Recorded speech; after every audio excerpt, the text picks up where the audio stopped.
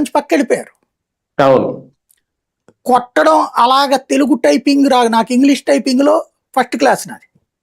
Telugu typing నేను నేర్చుకోవాలా, కానీ తర్వాత నాకు ఆ తెలుగు టైపింగ్ కొట్టాల్సిన అవసరం వచ్చే టైంకి గూగుల్ వచ్చింది, అమ్మ ఏఎంఎంఏ, నాన్న ఎన్ఏ వచ్చేసింది. దెన్ నాలాంటి వాడికి మళ్ళీ ఆల్టర్నేటివ్ దొరికింది.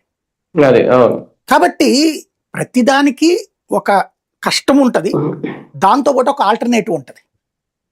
ఇది మంచికి జరుగుతుందా చెడుకు జరుగుతుంది అనేది రాబోయే 2-3 ఏళ్లలో స్పష్టత వస్తుంది.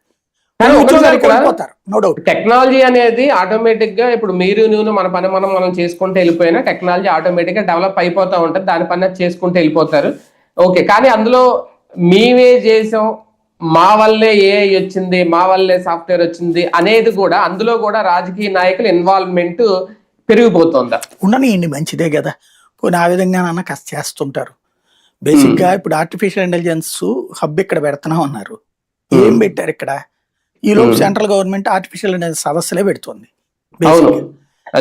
ఇప్పుడు క్వాంటమ్ వ్యాలీది ఇప్పుడు ఏదో అద్దెకి తెచ్చో కంప్యూటర్ పెడతామంటున్నారు, ఆల్రెడీ బెంగళూరులో నడుస్తున్నాయి. కాకపోతే ఏంటంటే ఇప్పుడు సాఫ్ట్వేర్ ఎప్పుడో భూమి పుట్టక ముందే ఉంది హైదరాబాద్ లో సాఫ్ట్వేర్ కంపెనీలు.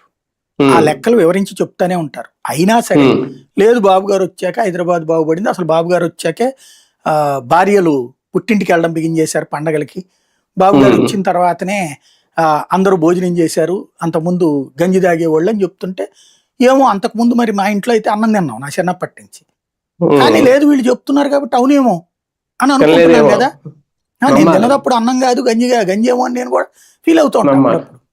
కాబట్టి నేను చెప్పాను కదా, దబాయించి మాట్లాడడం మనకి, నేను ఇదివరకు ఒకటి అనుకునేవాడిని అనమాట. అంటే కమ్యూనిస్టులు చరిత్రను ఎట్లా వక్రీకరించారా, ఈ దేశం మీద దండయాత్ర చేసిన టిప్పు సుల్తాన్ హీరో అని, ఈ దేశం మీద దండయాత్రలు చేసినటువంటి రాజులందరూ గొప్పోళ్ళని, మన రాజులందరూ దద్దమ్మలని, చైనా వాడు గొప్పోడని, ఇట్లా వాళ్ళు చెప్తా ఉంటుంటే మనం ఎట్ట నమ్ముతున్నారా ఇంతకాలం అనుకునేవాడిని.